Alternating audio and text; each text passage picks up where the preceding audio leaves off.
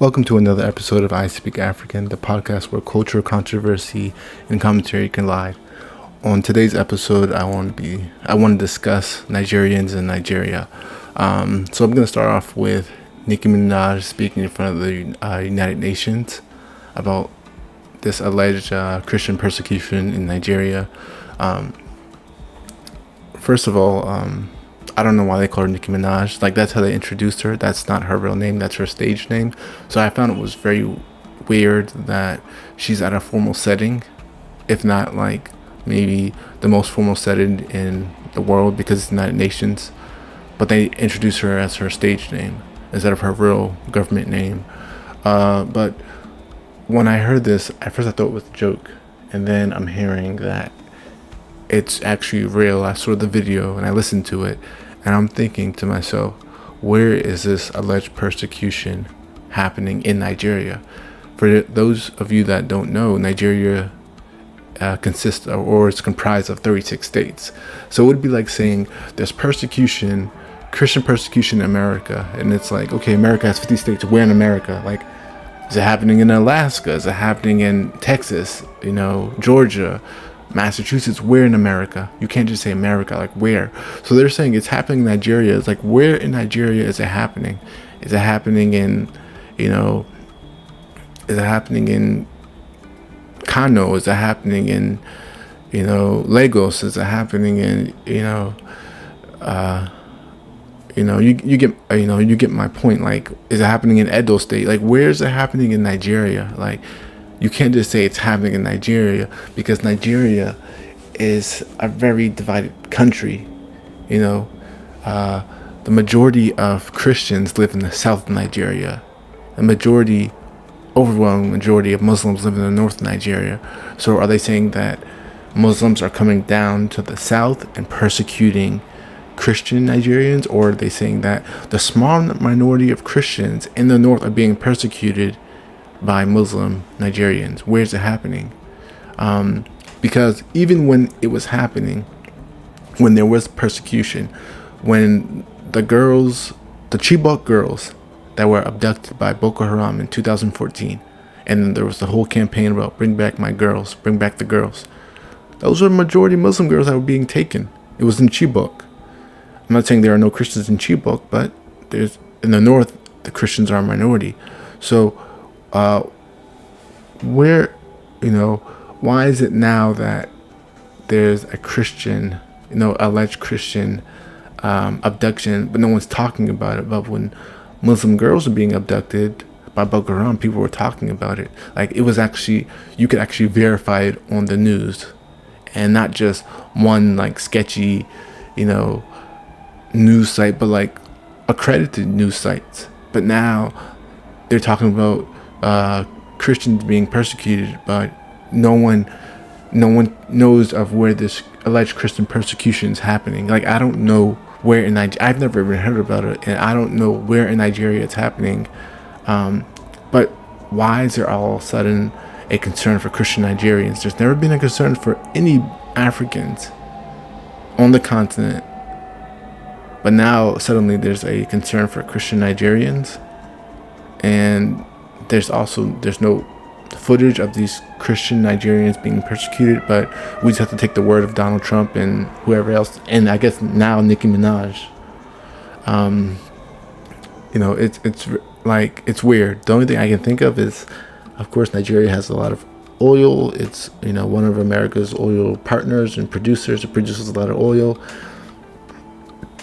Another thing I can think of is recently discovered lithium deposits in Nigeria.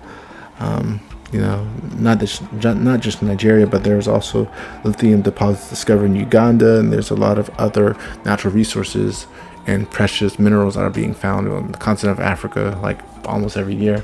Another possible reason behind this alleged Christian persecution is that maybe the Trump administration and other Western nations want to spy on Niger, Burkina Faso, and Mali, who have formed the Sahel Alliance, because they don't like that they broke off of ECOWAS, and now they're trying to form their own alliance so they can take control of their livelihoods and also their resources, or it could just be both. They want to spy on these nations, but they also want Nigeria's resources. That's one thing I can think of, because I don't hear any Nigerians talking about Christians being persecuted. So I really would like to know where this is coming from. I think it's very strange, and I'm going to continue to follow this. I mean, well, it's not, to be honest, it's not really nothing to follow, because it's not true. But if it does come, another topic I wanted to talk about, which is concerning a Nigerian, is Burna Boy. This controversy surrounding Burna Boy about him kicking out a girl that was sleeping at one of his concerts. Now, I'm not a huge Burna Boy fan. I like some of his songs. I remember when he first came out, he was not like how he is now. The fame has gotten to his head. What people say about him has really gotten to his head. Him winning a Grammy has gotten to his head. All this stuff has gotten to his head. But what he did was extreme. It was wrong. It was just not only wrong. It was crazy. Like, how do you kick a person out because they fall asleep at your concert? And I don't even know how that works. Like, do they get their money back? Do they get a refund? How does it work? But the girl posted actually what happened, and she said that she was dealing with a lot because her like a lot of stress, emotional and mental, because her child's father passed away, and she wanted to go to the Burna Boy concert to uplift her spirits, but she was also still very tired from going through that ordeal and also work and stuff. So she went to the concert, and she was also with her boyfriend, and Burna Boy kicked her out. Now, when people asked, when he was interviewed, and they said, why'd you kick her out? His response, which was a very Nigerian response, I didn't ask you to be my fan. Who told you to be my fan? And I'm thinking, wow, the arrogance, that's crazy. Imagine if you had no feelings. You wouldn't be Burna Boy. You would just be, I don't know, what's his name? I forgot his real name. But you would just be Burna, or you would just be Boy. You wouldn't be Burna Boy. Then it's you are here because people buy your music and they come to your concerts. That's why you're a multi-millionaire. That's why you're a celebrity. So what do you mean you didn't ask people to be your fans? Of course you didn't ask people to be your fans, but you want fans so you can make money.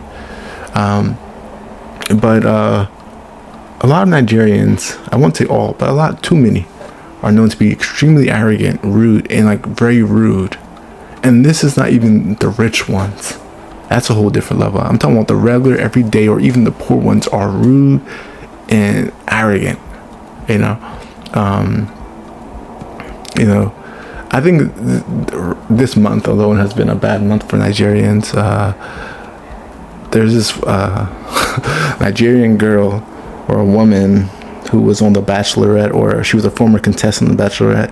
She got scammed by, where is he from, Norway or Denmark or something like that. I think he was Norwegian. Was he Norwegian or Danish? Yeah, he was Danish.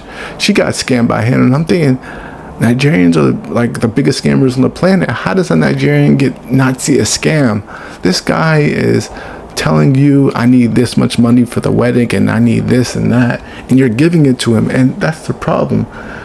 The problem is that too many black people, whether they're, American, Caribbean, or African, when they see white people, they're like, oh, they're honest people, they're trustworthy people, they can't possibly scam me. This girl got scammed out of thousands, and then she still married the guy.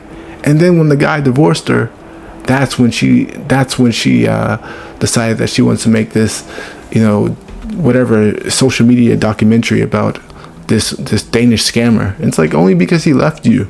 That's your business. The whole idea is you hear a lot of women talk about red flags. He said that their first date, he flew her to Paris or something like that. That was her first date. She was in America, he was in, I don't know, Denmark or whatever, and he was or he was in Paris at the time, and he was hey, I'm in Paris, I want us to go out. And she was like, okay. And he was like, I'm going to buy you a ticket and fly you out here. That should have been a red flag, because no one, like, this is not a movie. This is real life. No one flies out somebody on a first date to another country. Like, just imagine you're in California. Somebody calls you up and is like, yo, I'm in DC. I'm about to fly you out to DC for our first date.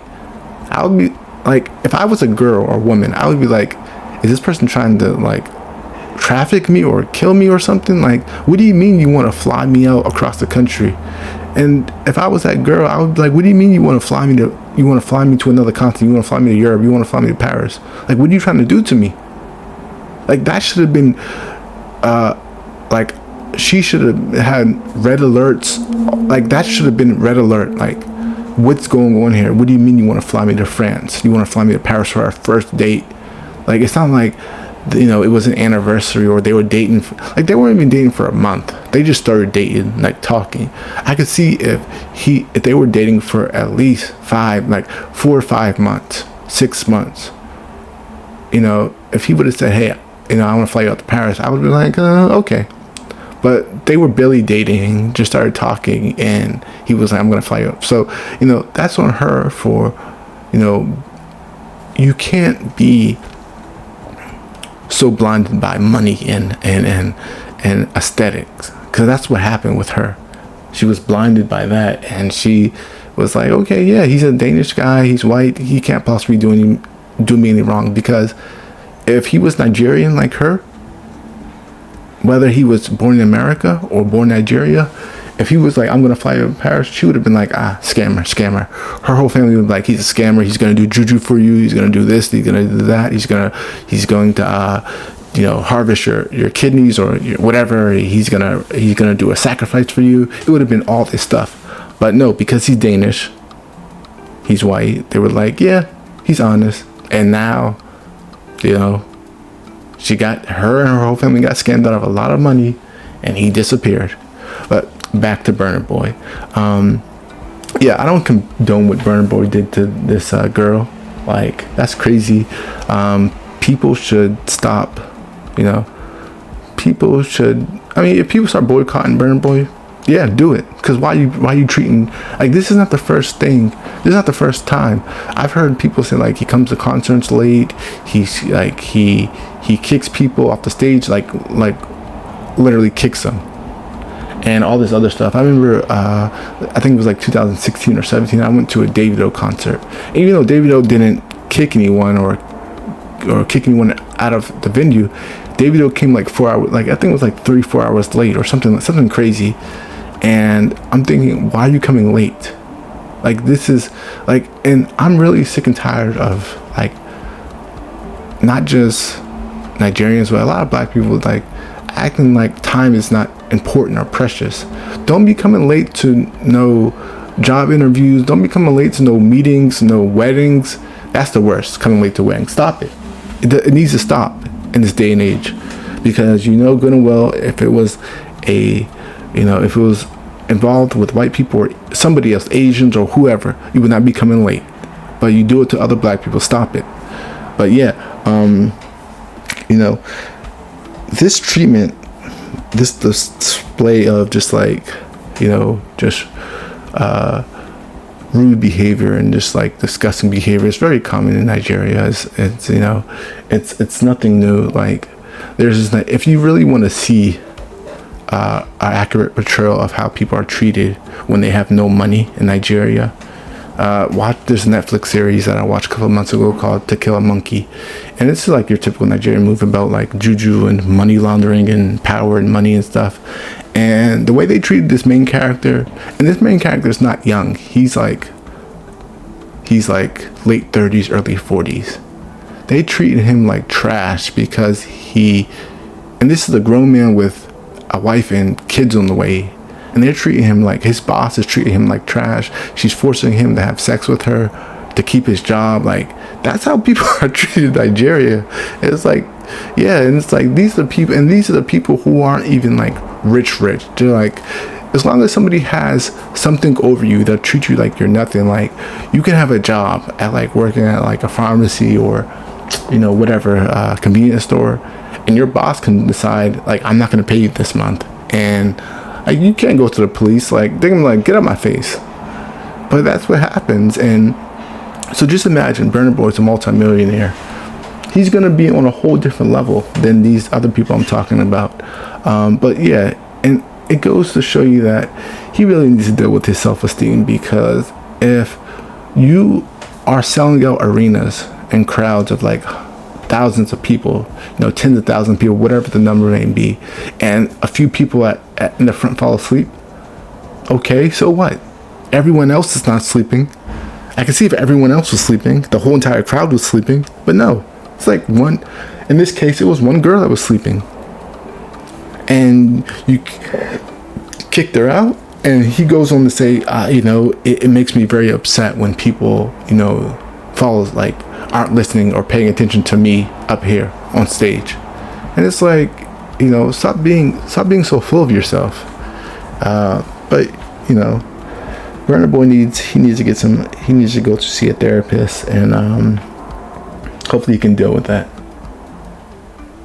This other topic I want to speak about is this incident that happened in Chicago, that involved a 33-year-old black mother and her black 9-year-old son.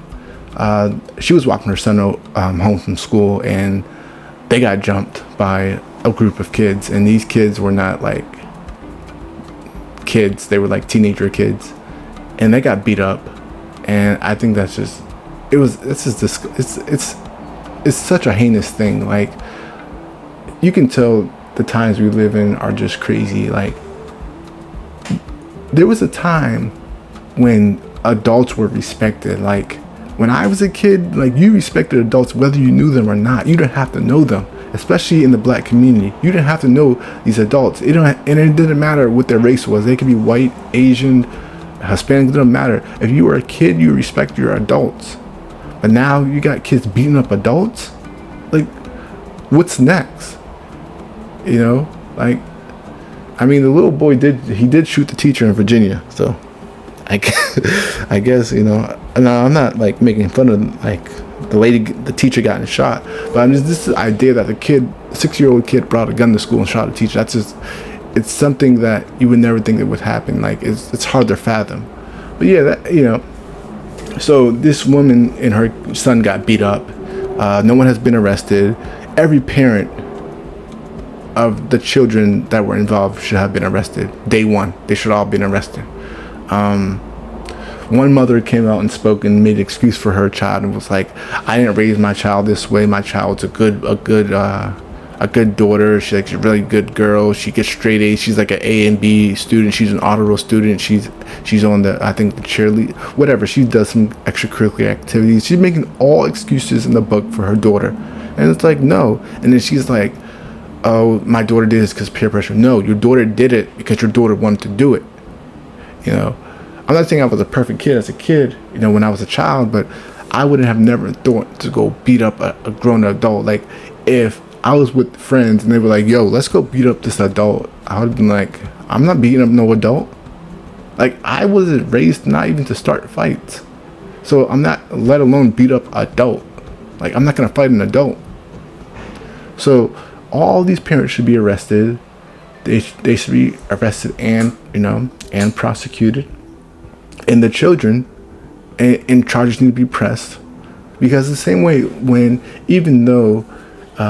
these parents buy their children guns and weapons, and now the parents are being prosecuted, even though the crime is a much graver crime, but still, like, assault is also a crime too. These parents need to be arrested for the actions of their children, because I would have never thought to harm an adult, and no one who grew up during time when I was a kid would have thought, let's go beat up an adult. No, we didn't do that.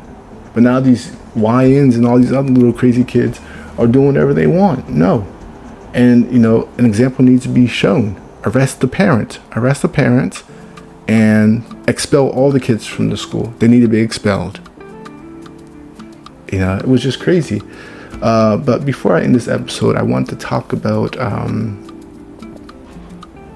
how you have to be mindful of who you elect, who you vote. You can't just, because the politician says something nice that resonates with you, you elect them.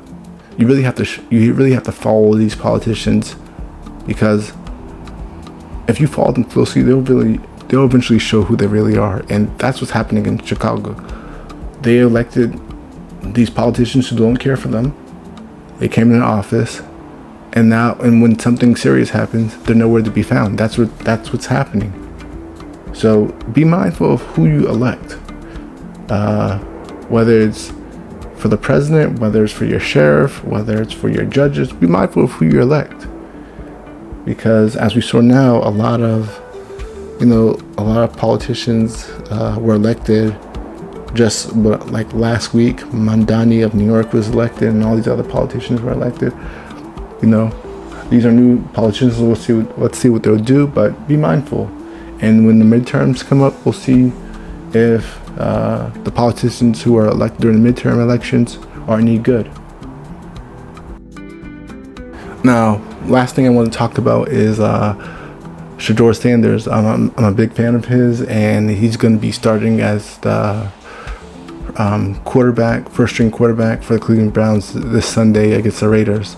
Like I said, I'm a huge fan. I like him. He's confident. He's humble. He's respectful. You don't see any issues with Shedeur compared to some of these other football players or even basketball players. No issues.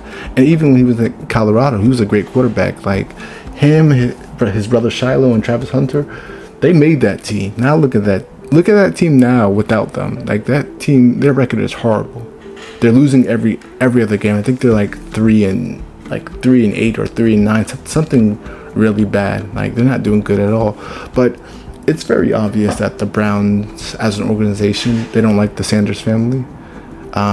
Because if this was the Manning family, they would have been like, if Shedeur was like, let's say if the Sanders family was as popular as the Manning family, Shedeur would have been a first round pick, and he would have been starting quarterback for not just the Browns, for any team, and not just any team, the best teams. But because they don't like the Sanders family, they drafted him very late, and then they didn't give him the money that he deserved, and also they didn't give him any reps. They didn't give him any reps as the second string quarterback.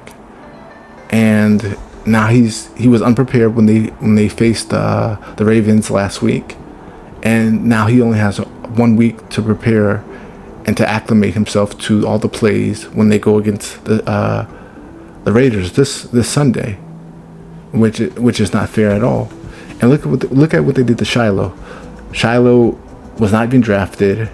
The Buccaneers took him, but then after a white player grabs him by the helmet, and then pushes him, and then Shiloh swings on him. Shiloh gets fired from the team because they're like, oh, we don't condone violence. This is not the first time we've seen violence in the NFL or the NBA. It happens all the time. And when it happens, players get suspended for maybe a game or two, or they get fined.